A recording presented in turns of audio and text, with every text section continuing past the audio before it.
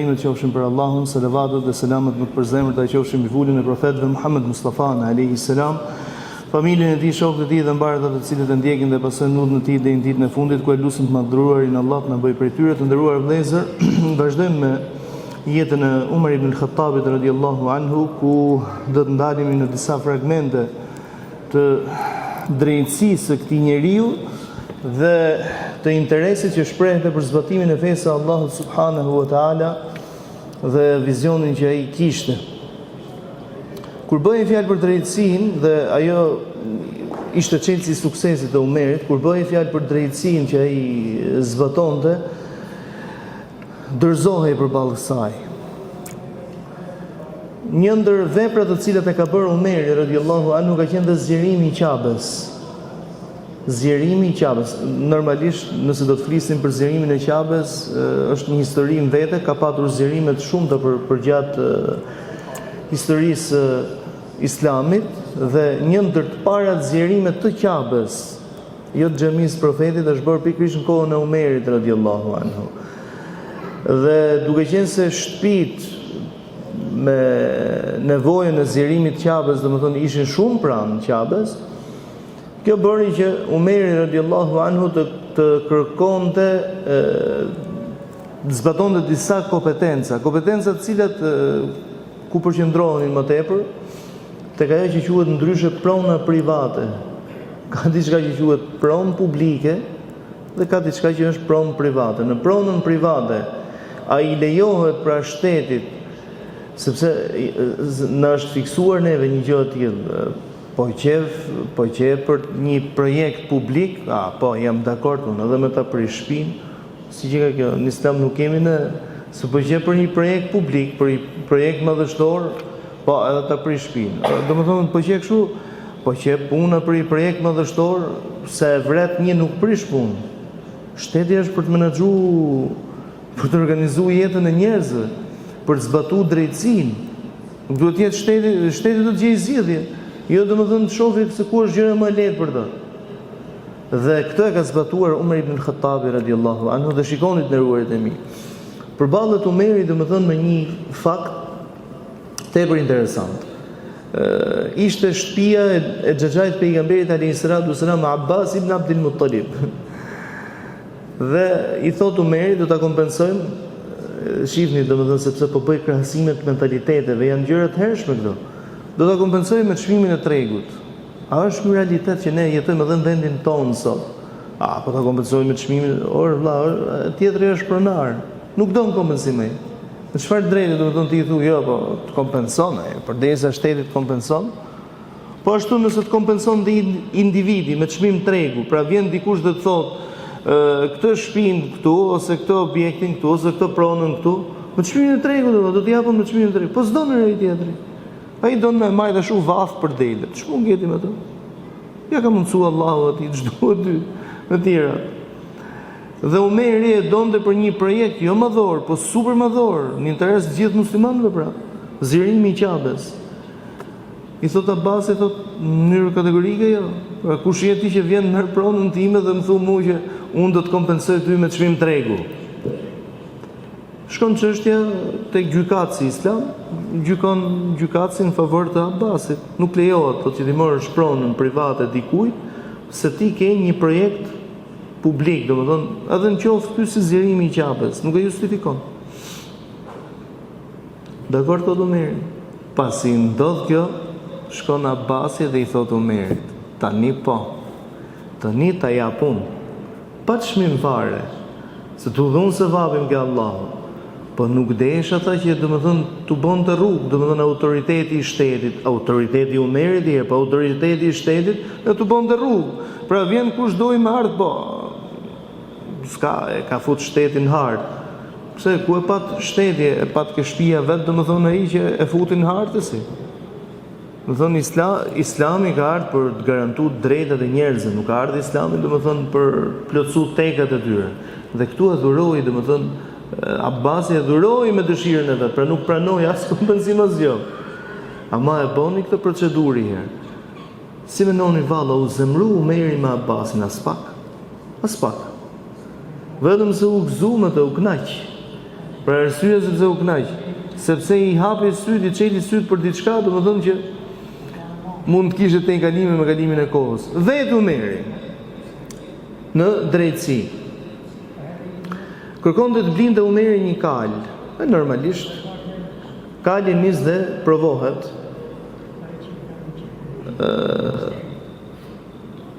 E merr duke e provu kalin, kali ishte në rregull, s'kishte asgjë, s'çalonte asgjë. Kur kthehet Omeri, çaloi dhe kalin, vrau komën, vra. Mirë po, gjatë çastit që ti po e provon, je ti garant. Dhe i thot Omeri, shkore merr këtë kal, se nuk bën. Pse s'bën? S'bën se çalon. Po mirë, kur i hype këtu, thot ti kali, domethënë, a çalonte? Jo, thot s'çalonte. Po kur u kthy pse çalon? Pse di, thot Omeri. Ma kthe siç ishte, në rregull, thot jam. Aty pranë ndodhe një person që në historinë e Islamit do ketë emrin, domethënë Shurejh el-Qadi. Shurejh el-Qadi e ka emëruar Omeri, domethënë si gjykatës, dhe e ka zbatu këtë, e ka marrë këtë post 72 vite me radhë. Nuk di, domethënë në historinë e Islamit një person, ndoshta edhe mund të ketë, unë them nuk di unë personalisht, në një person që ta ketë ushtruar këtë detyrë më shumë se 70 vite siç e ka ushtruar zot një fjalë. I thot, le të na gjykoj ky djaloshin, sepse ishte djalë i ri Shurejh. Kush je, kush si, normalisht se njeriu do të interesohet. I thot, quhen filan Fisteku. I thot Omeri, e japin versionin që të dy, pra Omeri ishte në të njëjtin version në zotnin fjalë. E mora kalin, nuk çalonte. Kur u bëna gati me kthy, çaloi te kali. Thot Shurejhu, ose ktheje siç ishte, ose jepi parat. Thot Omeri, thot, po, a e din se kush jam, domethënë? Thot, a më the që të gjykoj, apo të pyes se kush je? Nga ajo ditë ka emëru, ka dinë në Basra fillimisht të Irakut, sa ti kishte nevojë, domethënë, dhe kush ishte preteksti, tha, i person që nuk ka frikë ose nuk ka autoritet, se ndoshta frika është diçka i çik më e madhe, nuk ka autoritet parin e vendit, ky tjerët normalisht që e më drejtësinë, për ky spyti për mua. Dhe Omeri domethënë ishte ai person i cili pagoi hakun e kalit aq sa kishin rënë dakord në pazarin e tyre të parë. Pra, kur vjen puna për tek drejtësia, është i pari dhe drejtësinë ka ke vetja vet. Nuk ka as një problem, as më të voglin problem, që ti thuhet, shiko Omer, se kështu nuk shkon. Hakim ibn Hizam është një ndër shokët e profetit alayhi salatu wassalam, i cili na përcjell një ndodhi. Arsyeja se pse ka përcjell këtë ndodhi, domethënë është pikërisht Omeri radhiyallahu anhu. Omeri i thonte Hakimit edhe të tjerëve. Pra ajo çfarë vinte nga të ardhurat, ato që ishin të ardhurat, qofshin edhe zekate, taksa e gjona, normalisht i shpërndahenin popullatës, pra nuk ishte diçka që quhej depozitim me afate të largta. Pra maj 1/5 për shtetin dhe 4/5 e tjera rikthehen domethënë në popull. Dhe Hakim ibn Hizam ishte ai person i cili nuk e merrte hisën e vet. Dhe i thot Omeri radhiyallahu anhu, ç'është ky muhabet me ty? Pra hisën janë të marrë gjithë. Pse ti e refuzon? Thot Omer, kemi qëndruar në të njëjtën pozitë në të cilën jemi para teje sot. Vetëm se ai i cili gjykonte në vendin tot, ose ai i cili ofronte diçka të tillë, ishte profeti alayhi salam. U ofrova, pra ja ku e ke kur i thon pasunin, çfarë të kishe qenë se mund të ishte edhe bereqet. Ja ku e ke pasunin, mush e merr. 1 herë, 2, 3. S'po kishte të ngop, se është natyra e njeriu. Njeriu domethënë po nuk e ushqej veten e tij që me pajtueshmëri ka marrë funej. E vazhdon domethënë vetëm këtë tafmaja vet. E keni parasysh domethënë se në vitin në vendin ton kalum një krizë të kopshme siç ishte viti 1997. Domethënë sa njerëz kishte që merrnin gjëra që por kurrë nuk do t'i hynin punë. Ta kem thotë aty. Por merrte tjetër ka zonat e ushtrisë. Por çfarë do ti domethënë ti je 5 veta në shtëpi. ta kemë dhe kuj dihet, jam duhet me mushuj. Unë personalisht kam paspa një fqinjin tim dikur, ku me ato pak aktivitete që kishte shteti, domethënë në asaj kohe, pra shtronte rrugën me granit, se s'kishte, realisht nuk ishin rrugë me asfalt, dilte zotnia me karrocë, tu e morë para shtëpisë vetë, domethënë, se është kjo pjesa pra që para shtëpisë, o pronë e jotja, me karrocë, tu e mbledh gjithë drekës, dhe nuk më harrohet, domethënë, i thot dikush filan, për çfarë do? Ta kemër aty, s'kam bën me asgjë, po ta kemër aty. Dhe i thot, pra Hakimi, thot, më tha profeti alayhi salam, o Hakim, është e omën bezunia. Pra sa do që me pas robi, a e merë në këpo, e marë pëse se marë. është e omën bezunia. Por Hakim, duhet ta morësh me hakun që i tako, pra ti jesh nevojtar për të. Pra unë me vërtet kam shtru të shi, thu para jush, po me hakun që i kërko, që i takon asaj. Ndaj thotë Hakim, dora që jep, këtu është kjo, këtu ka nis kjo. Dora që jep është më e mirë se dora që merr. Këtë ti je i bindjer vazhdimisht. Në çfarë aspekt? Sepse ruhet dinjiteti. Ai që jep e ruhet dinjitetin. Ai që merr dashje pa dashje i shkretit, domethënë i vritet dinjiteti i tij. I vritet. Një mënyrë apo një tjetër i dobësohet edhe i dinjiteti i tij.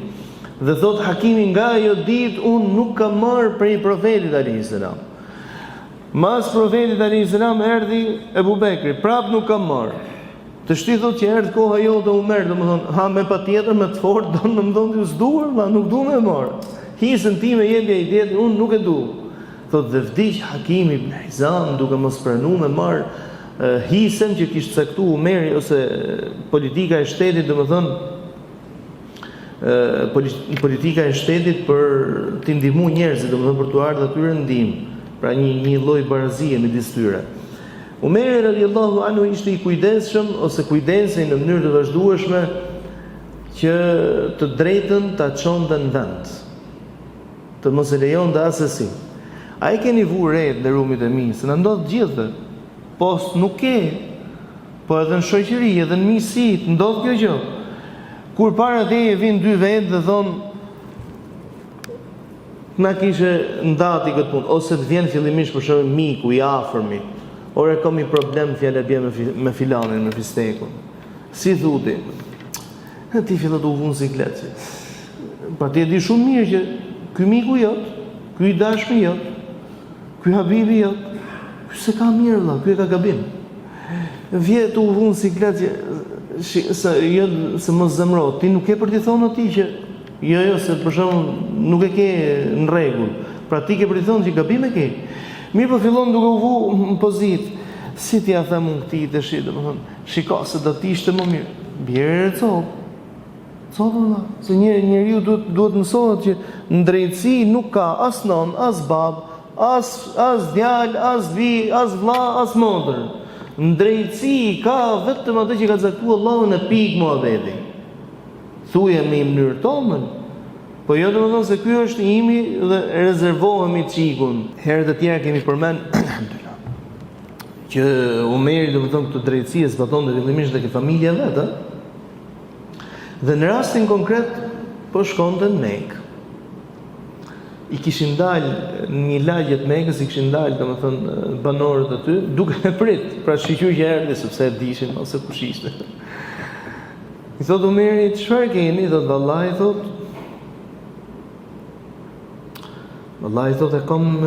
kemi një problem. Do të kush është problemi? Juj. Thot Ebu Sufjani ka bëj shtëpi në filan vend, mirë po atje ka pasi burim, nga i burimi domethënë u derdha ajo rrokeja ujë dhe shkojte vite dhe ke lagja jonë. Të shti i ka futit blokuar me Ebu Sufjani burimin, se ka qenë nga toka vetë, pra. Toka është Allahut, toka është Allahut. Pa e ka pas këtë toka vetë të burim, pa ka qenë burimi për gjithë, po. Dhe i ka futit blokuar me thot, as i pik ujën e të tjerët. Ke Ebu Sufjani Umeri radhiyallahu anhu. Tha, bujro, mirë se erdhe Abu Sufjani. Mirë se gjenda.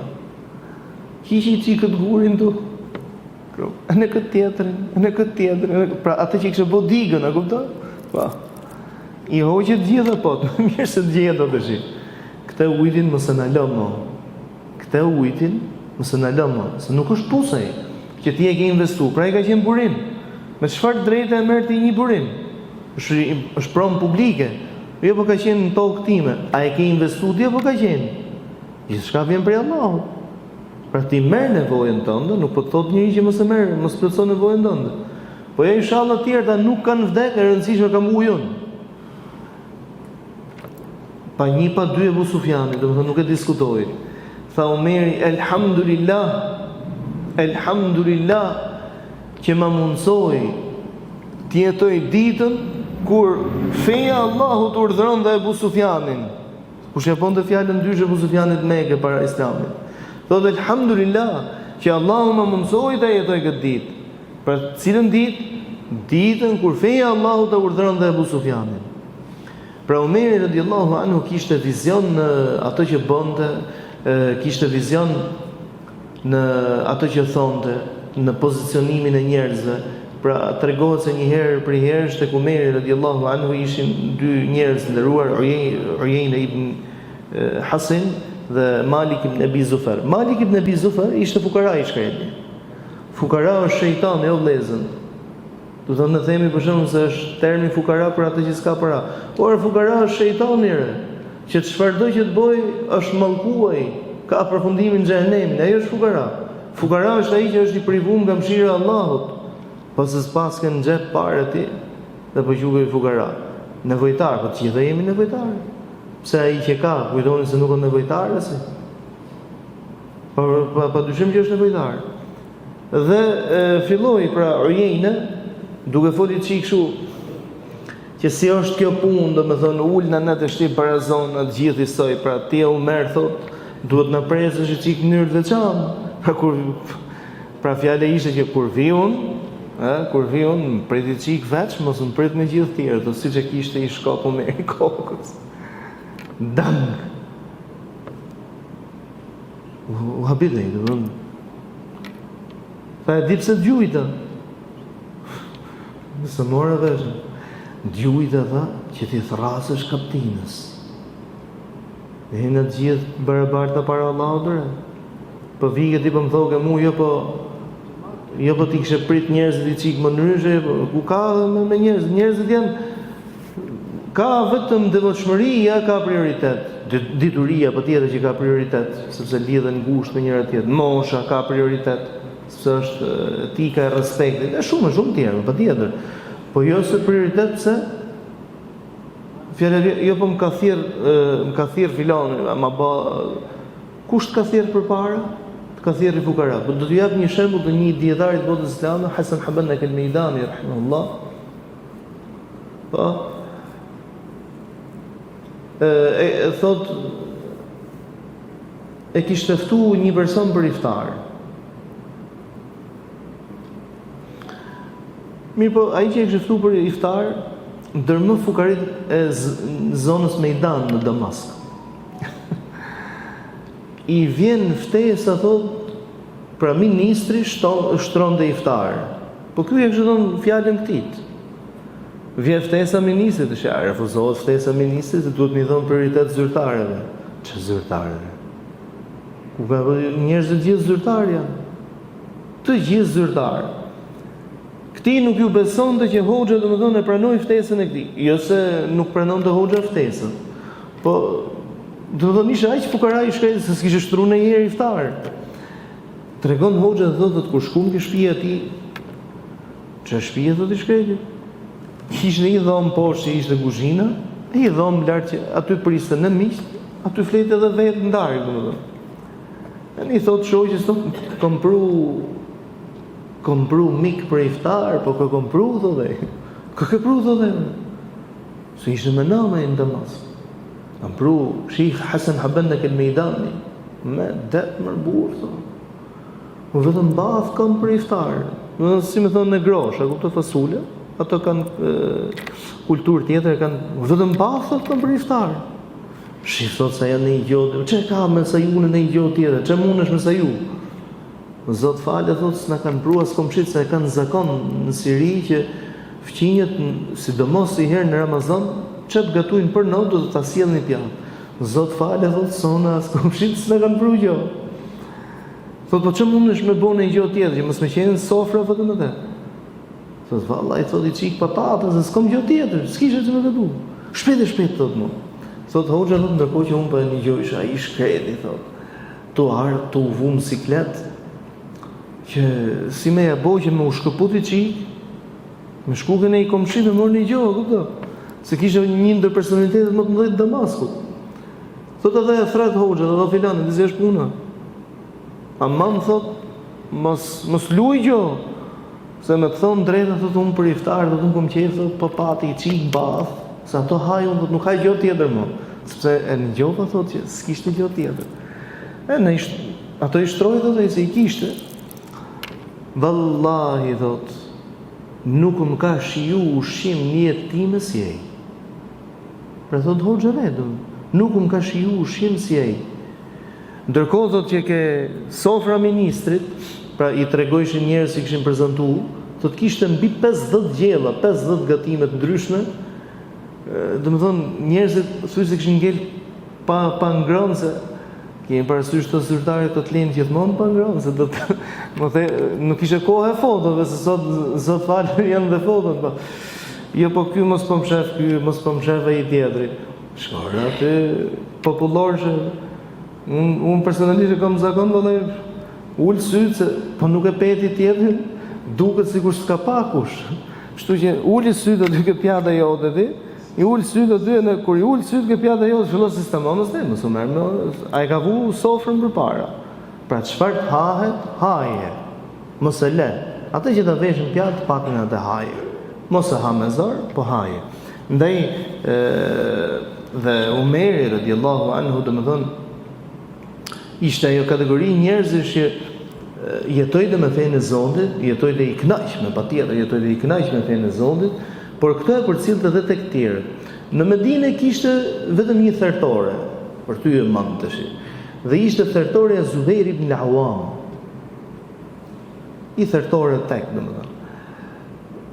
Po kur kuptohet që kur thuhet thertore mos menoni ju se u rreshtojshin për shemb baktia aty se hasë do therën kaq sot do therën aq. Çfarë do therti çikën e hec me robun.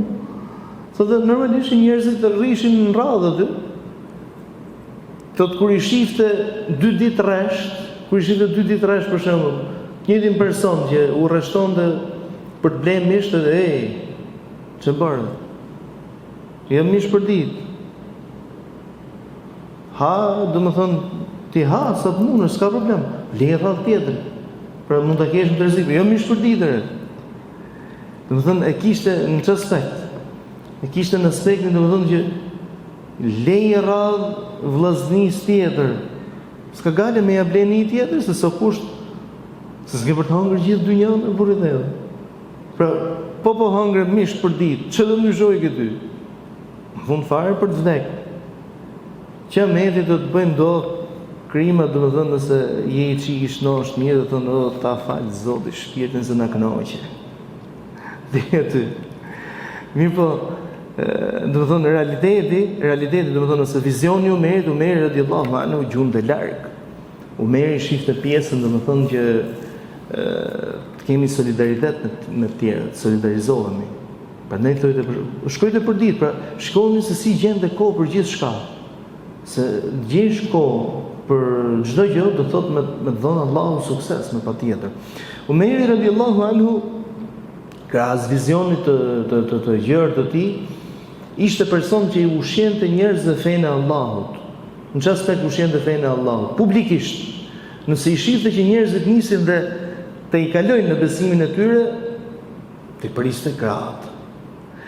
Ndaj kur bëhej fjalë, domethënë për të pudh gurin e zi, një ndër sunetet e profetit alayhis salam është që kur jepet mundësia për personin i cili po bën numër nëse haxhin nëse tavafin, është dhe puthja e gurit zi.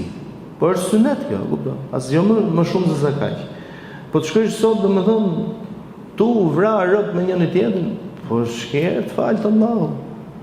Ore robi vlen më shumë se sa i guri zi aty. Po thëri vllajin dot aty. Aq merak e keti.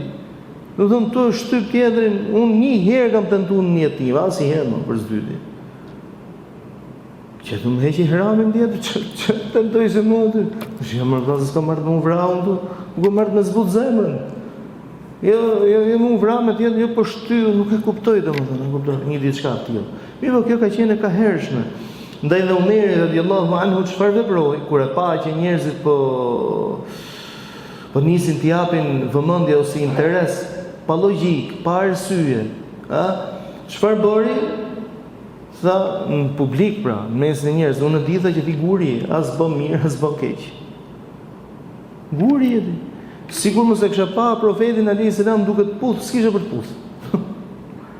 Kujt ishte duhet thonë? Gurit e? Ishte duhet thonë njerëzve. Pa që mos u vrisni me njëri tjetrin për të puth gurin. Mos i jepni, po ta preki çik. Ta preki çik. Po e një preki, po mos e.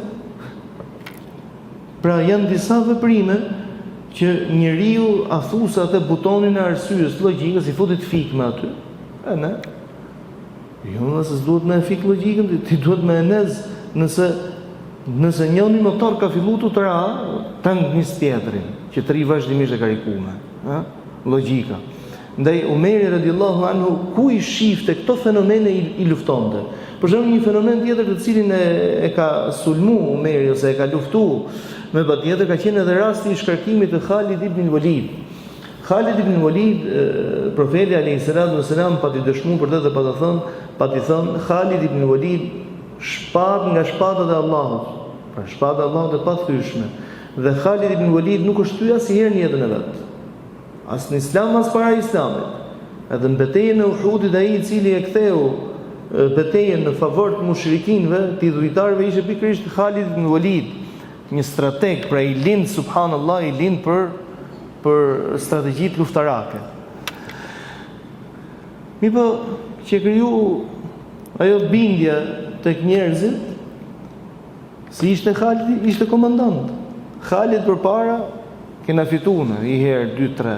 Omeri që në kohën e Abu Bekrit, ky muhabet domethënë kërkonte me ngul me Abu Bekrit shkarkoje ndër gjërat e para të cilat i ka bërë kur ka marrë pushtetin ka qenë shkarkimi i Khalid ibn Walid.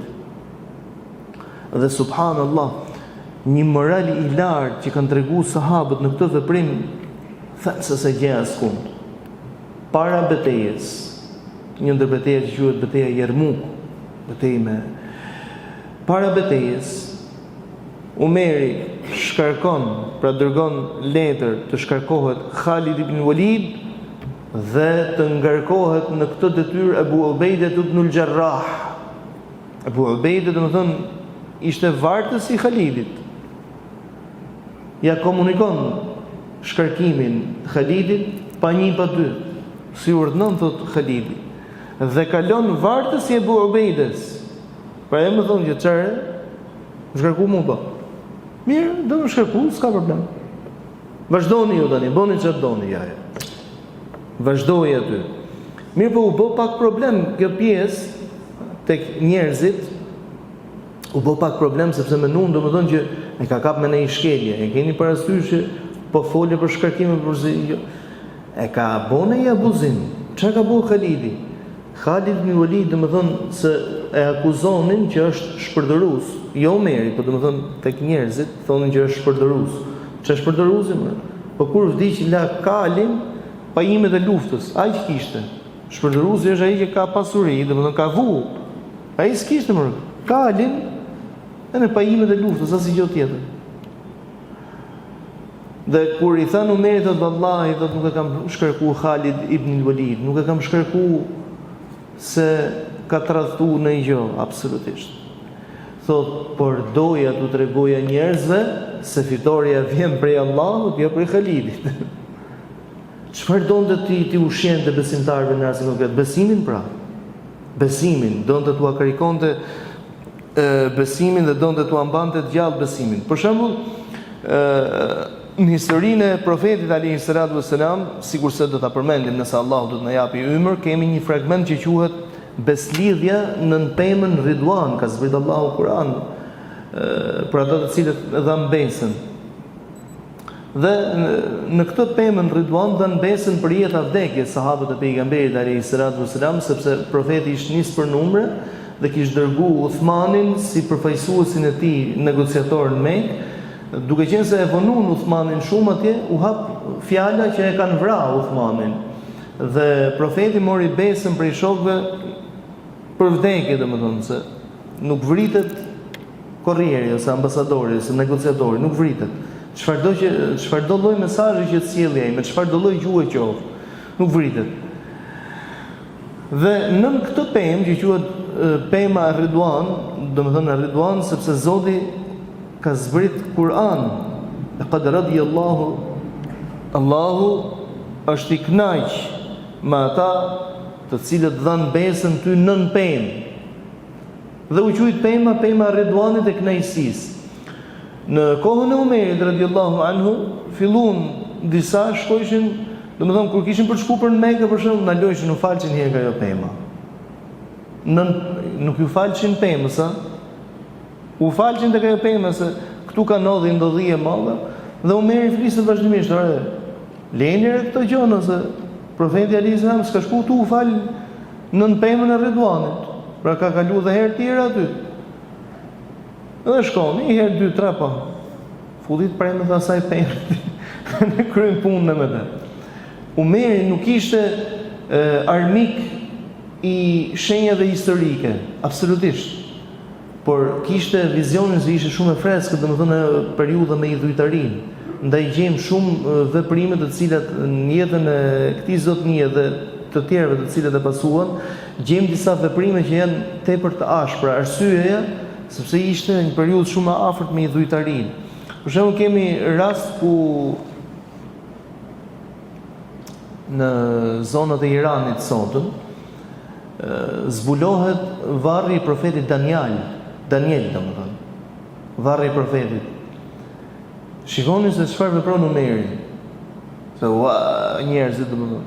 Po mirë, po pastaj se jete varrin e një profeti, pra e kishte kishin zbuluar rreshtet, a kupton? Vërshimet. Se u dinte që është në këtë parcelën këtu, kishin zbuluar rreshtet. I thot Umeri Ebu Musa al-Ash'ari, mos u gabofsha, ka qenë sahabiu i ngarkuar me këtë detyrë, thot hapi një 10-12 varre. Hapi ditën, njëtën për mas. Ndarë, kur mos shifet, varrose profetin e nderuar në një ndër këto varre dhe mbyllit gjitha. Mbyllit gjitha që njerëzit mos merren moqe. Po kush është Allah? Janë 13 varre rresht. Dhe mundësisht tot aty ku është varri, domethënë jo t'ja humbësh shenjën si varr, po t'ja humbësh shenjën, domethënë mos lesh në një shenjë veçantë që të dallohet. Pra me gjithë këto veprime çfarë kërkonte? Kërkonte si njerëzit të lidhen me Allahun subhanahu wa taala. Donte që njerëzit të lidhen me Zotin.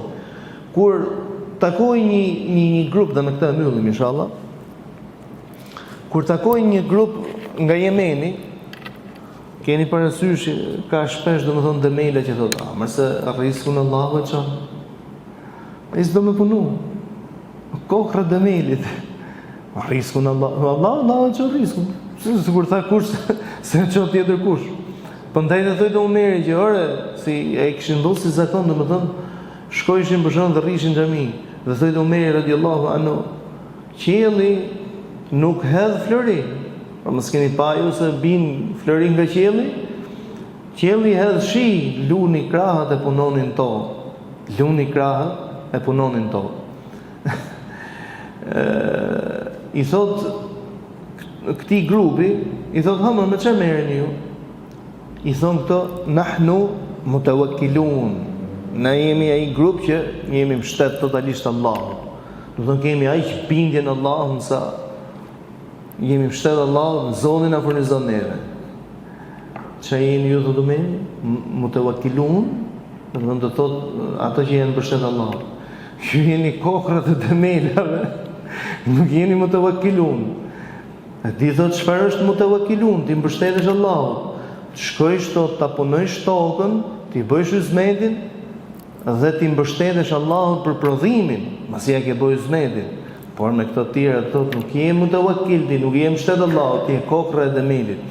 Këtu do të ndalemi për sonte në jetën e Umerit radhiyallahu anhu, me shpresën e Zotit, në javën ndihmë, do vazhdojmë prapë me të, do i kemi edhe disa herë të tjera, se siç e pata citu, domethënë sa herë bëhem gati që them tifuzit për mbledhje ta myll, se të kalojmë këtë tjerë, domethënë më dalin shumë gjëra të tjera që kam qejf ti përmend. Këto janë detaje shumë të vogla, por janë detaje domethënë që janë që nxjerrin mësime prej tyre. E lutim Zotin xhelel xhelalu të jetë i kënaqur për sahabët e tij dhe ai tashmë është i kënaqur prej tyre, na mundsoi të ecim rrugës dhe gjurmëve të tyre. E lutim Zotin xhelel xhelalu të na bëj për i tharëve të profetit alayhis salatu wassalam dynja, të na bëj për atyre të cilët bashkohen në të në ahiret. Amin. Walhamdulillahi rabbil alamin.